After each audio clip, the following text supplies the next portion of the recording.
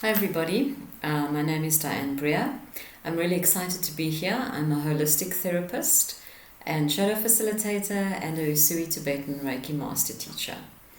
I'm really excited to share with you today about shadow work, about the benefits, how it can help you to uncover and live a more authentic life, how it can help you to tap into and clear some of the beliefs and patterns that you have that drive you, that run you, and that keep you back from being fully integrated and from working with the world in a more authentic way, a way that is truer to yourself and to your spiritual path. So a lot of people hear the term shadow and they get a little bit concerned about that, but it is a wonderful transformative modality to help you and to give you some real clear insights of who you really are and what is made up the way you function in the world, what is made up the way you think about things, and why you have the hidden aspects that you have in your life.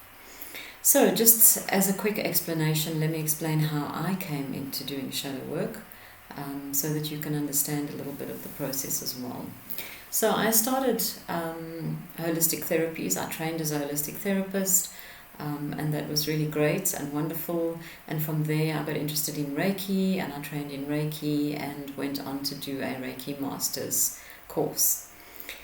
And on the weekend that we did the Reiki Master's course, our Reiki Master teacher, she introduced shadow work as part of our course requirements and as part of our experience over that weekend.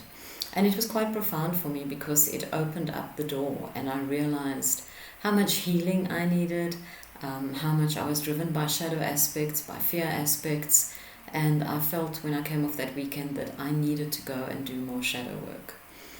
So after completion of that, I went and did another training course to be a soul retrieval practitioner, and on that course we did 18 months worth of shadow work, clearing our own personal shadow before you journey for someone else into the non-ordinary realm, non-ordinary reality, to help clients by exposing what is in their non-ordinary reality. You actually need to clear your own shadow so that you don't run into shadow aspects of yourself when you start doing this work for clients. So after I finished that training, I went and did a 13-week shadow course, Embracing Your Own Shadow, which took me deeper. And it was actually that course that helped me to really transform my life and to come to the point where I am now, working as a holistic facilitator, helping other people with their shadow and just sharing and holding sacred space for people to be able to transform themselves and their lives. So what is shadow? I like to use the analogy of that one cupboard that we all have in our homes. We all have that cupboard where we put everything in it that we don't want, that we don't know what to do with, that is, it may be irritating or it may be a gift from someone, but there's stuff that we don't want to see, we don't know what to do with it, and we put it into this one cupboard and we kind of close the door on it. Excuse me, but unfortunately that stuff builds up and it builds up, and the cupboard gets fuller and fuller until one day is one day when those doors can't hold the contents anymore and it explodes out. And that is pretty much a good analogy for how shadow works in our own lives.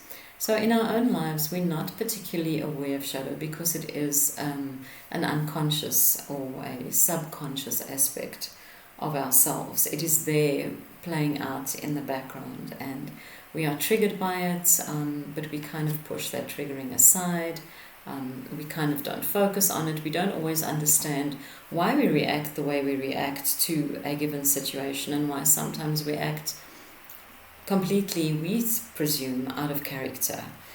But it's basically the same as that cupboard. So all these traits that are being suppressed by us, that are seen as negative by ourselves and that we are told are negative by other people, we push them into our subconscious. We don't want to work with them or deal with them. And somewhere along the line, one day is one day where they just explode out. And that exploding out is sometimes it leaves us with having to deal with the consequences of that. So we could have a massive blow up with a work colleague, with our boss. We could storm out of a job. We could have a irreconcilable breakdown of a relationship because of the way we've behaved, which is, as we would say, out of character. But it's all coming from our shadow self and from our those aspects of ourselves that we've hidden away.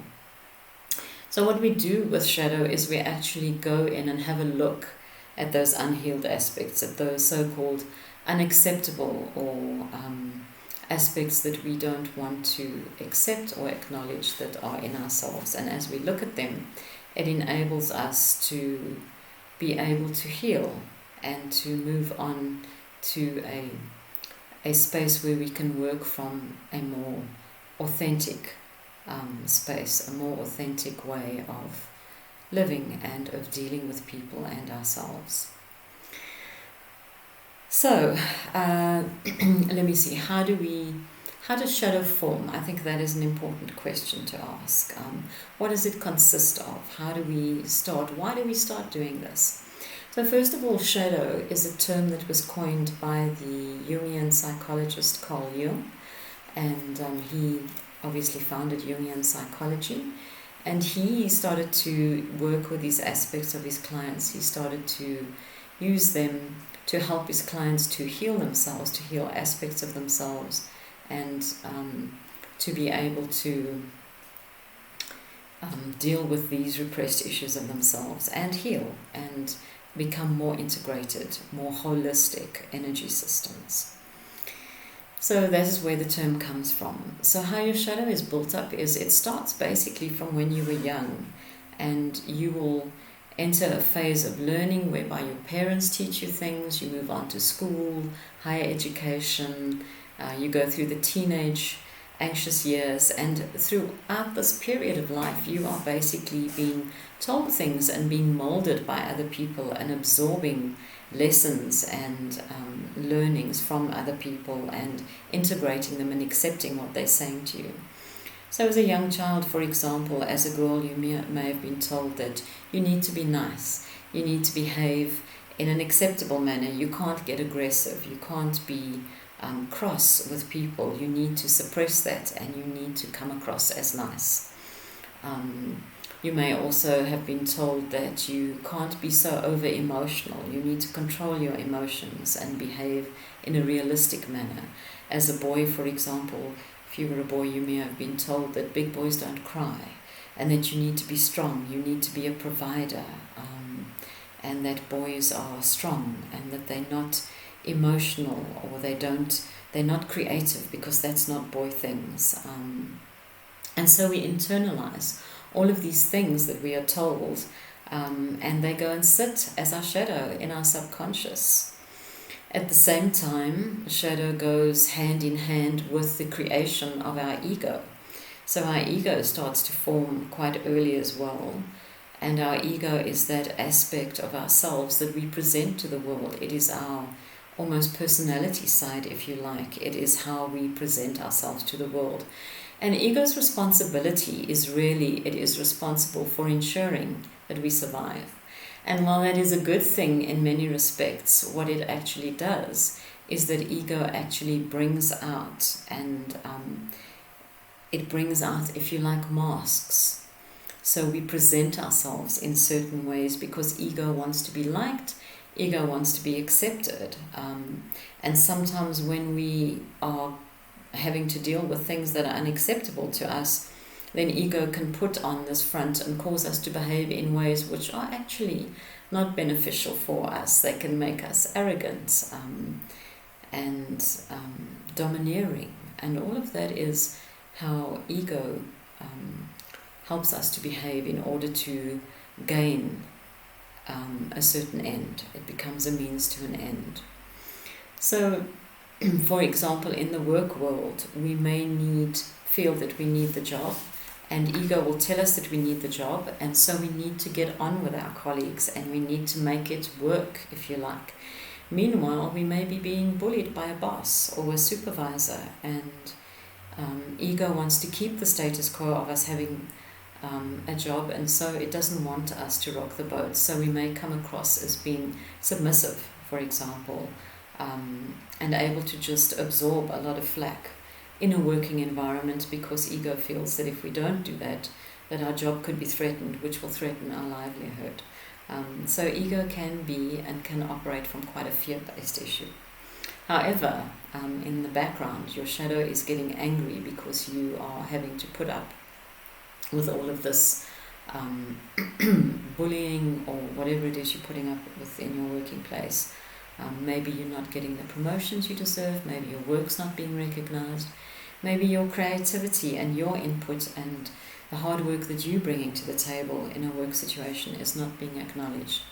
And your shadow is aware of this, and it's building up in your subconscious, and somewhere along the line, one day is one day where you explode and you retaliate against your boss or at a work colleague, or you make waves, or you resign, you just walk out of a job.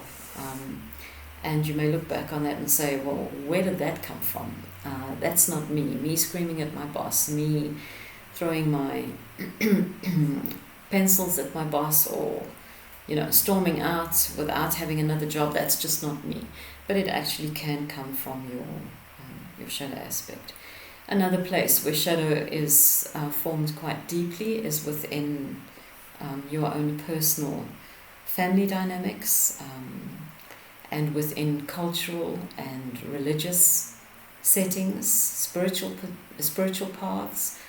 So within a family dynamic, there are certain family dynamics that play out, and we have certain roles that we play within a family, and often the shadow is enlarged in those roles.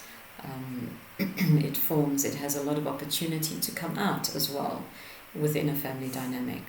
So you might have a core belief in your family that our family has to appear as being a together family, that we don't share our internal dynamics of difficulties with the rest of the world, we hide them away.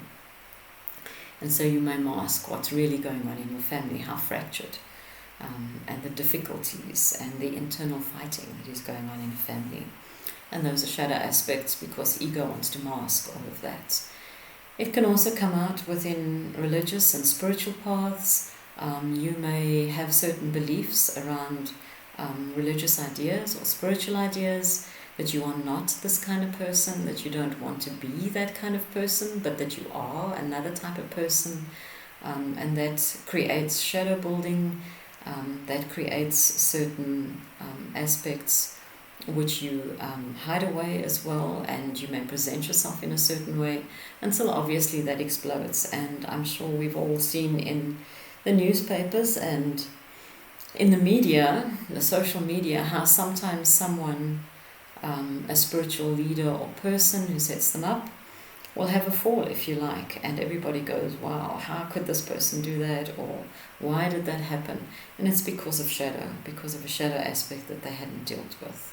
Similarly, within our cultural environment, we grow up within a cultural dynamic, and we fulfill a role within that cultural dynamic, and that often creates or is the creator of some form of shadow. There are shadow roles within those cultures that we fulfill, and we need to look at that in order to be whole and in order to actually integrate ourselves, so that we can actually become more aware of who we are and why we function the way we function, because often these are egoic functionings.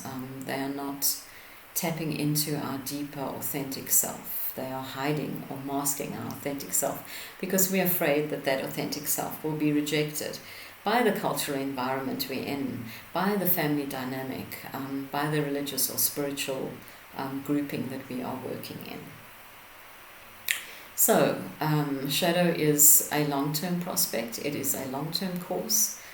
I teach an 11-month shadow course, so that's quite long, but it's necessary because each month you will do some reading, you will get homework, and you will have the opportunity to allow shadow into your space for that month and to work with those shadow aspects and see what that shadow aspect is actually bringing up for you in the month. And then we will go through and look at why that's coming up, what is being triggered, why the specific triggers are coming up in your space at that time, and what you need to do in order to deal with them and to help heal them in some instances. So let me also take this opportunity to explain briefly what shadow is not. So a lot of people have a misperception and a misunderstanding of what shadow actually is. And one of those is that shadow is that it's negative, and that we only deal with the negative aspects of your personality, or your so-called negative aspects of your personality. And that is not true. Certainly we uncover the unacceptable, the hidden, the dark side, if you like, of yourself, or that side which is perceived to be dark, which is perceived to be negative, which is perceived to be evil, which it's usually not. It's just a way of expressing emotions which you need to deal with. We also look at what we hide in shadow from a positive aspect. So hidden within shadow, you may find a lot of your gifts. You may have had an experience in your life where someone may have said to you, but why are you bragging with it? It's not acceptable to brag, or to show your sister up or your brother up, or to try and take all the credit for this project, or to try and shine your light so brightly because of your creative input in this project. And so we're told to dampen that down. We're told not to shine so brightly. We're told to hide our light, if you like. We're told to not make waves and not to draw attention to ourselves. And so we get this perception, this unconscious perception, that allowing ourselves to shine and allowing ourselves to be seen, and our talents and gifts to be seen, is a bad thing. It's a no-no. We need to be humble. And so this also goes and sits in our shadow aspects, and we dumb, if you like, those aspects of ourselves down. We dumb them down so that we come across as humble. And we need to look at these positive aspects of ourselves. We need to dig out all the wonderful talents and gifts that we hide away in our shadow as well. So we don't just look at so-called negative or difficult aspects of ourselves. We look at the brilliant aspects of ourselves, the glorious aspects of ourselves, our talents, our gifts, our enthusiasms, and the wonderful things that make us up as an energy system. The other misperception is that you do shadow once and you're done. No. When you open the door to shadow, you will do it practically for the rest of your life. There will always be more shadow aspects coming up in your space, and there will always be opportunities for you to go just a little bit deeper with shadow, to peel back a few more layers of that onion and to dive deeper on some of your shadow aspects. What I do when I work with clients with shadow is I give them a set of tools, or a toolkit, if you like, that can help them to work not with shadow on the course, and then obviously when they have finished shadow, as they progress and they move along with their life, there will be opportunities for them to have a deeper dive into shadow. And when that arises, they can pull out their toolkits and they can look at, well, what do I do in this situation? How do I deal with this situation now? What tools does shadow teach me that I can use to actually overcome the difficulties that I'm facing, or the shadow that is being raised in my space at the moment? So it's not a once-off. And yes, there are also opportunities for you to do deeper shadow courses. You clear one level of shadow and then you go and you move to a deeper level of shadow as well. The other misperception is that shadow is masochistic. It certainly isn't. It is an opportunity for you to look honestly at what is going on in your space. It is not an opportunity to become woe is me and to be negative and depressed. It is a positive experience. It is a hard experience. Certainly it is a hard and a difficult experience. But it is not masochistic. It is not about beating yourself up. It is about coming to understand why you function the way you function, and coming to understand why you have these shadow aspects, where they come from, and using the tools that you are given to be able to integrate them more fully into your energy system. Yes, and then another misperception about shadow work is that it will give you the opportunity to misbehave. It will give you the opportunity to basically behave any way you want to, and to behave like, to explore your dark side and to just misbehave and act inappropriately. That's not at all why we do shadow work. It is an opportunity to uncover why we feel we want to act out that way. What is driving those kind of aspects within ourselves, and why we have those feelings that make us want to misbehave within ourselves. But it's not an opportunity to, as I say, act like a jerk or to do stupid things or things that are going to cause yourself harm. It is simply an opportunity to honestly explore your deeper hidden unconscious aspects of yourself. So that is a little bit about what shadow is not, and why we need to engage in our shadow in a healthy way. So the author of Conversations with God, Neil Donald Walsh, he did shadow work, and he had some quotes to say with relation to shadow work, and I'm going to share one of them with you. What he said is that he believes in living a life of complete transparency, nothing hidden, nothing denied.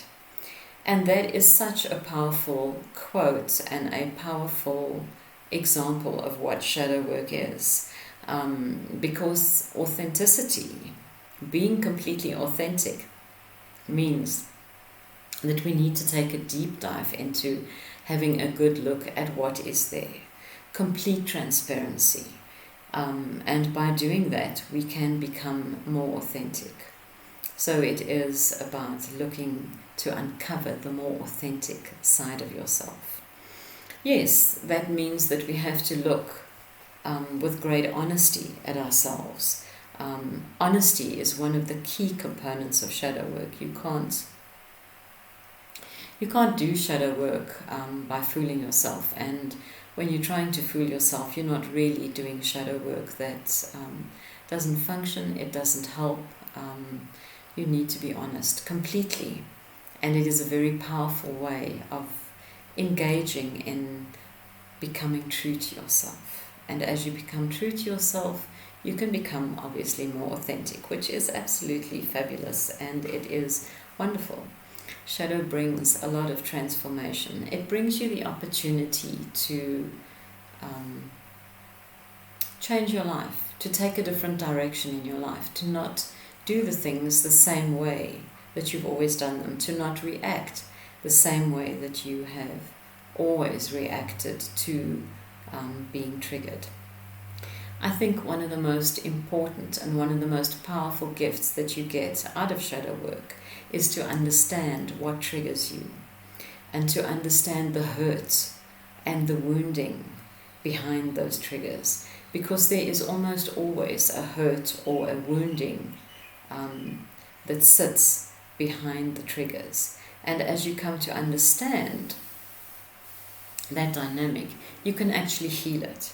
And as you heal the wounding, then you become more whole, and you are also able to not be triggered so radically when these triggers come up in your life. When someone pushes your button, you're able to step back and take a look at it and say, okay, so do I need to respond this way? Is it necessary to respond? Or can I mull over this? Or can I have a look at it and see if this criticism or whatever it is actually having any real basis of validity in any way, shape or form? And what do I need to do to improve in that area? Or is it just a triggering instrument? Is it just a mirror? Is there something in me that I need to look at, that my shadow wants me to explore in a greater depth in a deeper level so that I can clear some more trauma and become more whole and more authentic.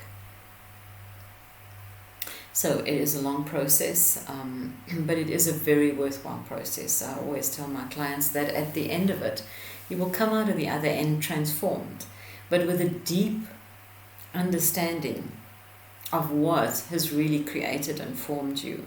Why are you wired the way that you were wired? And that enables you to move to a space and a place of absolute deep compassion for yourself and for other people.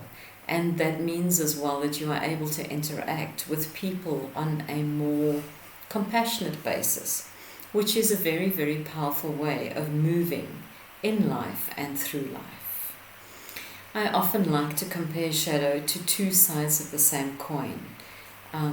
We often like to see life as being dualistic. So we like to see things as black or white or negative or positive. We like to divide things. We don't like to see grey areas. We like to have a clear dividing line. But that is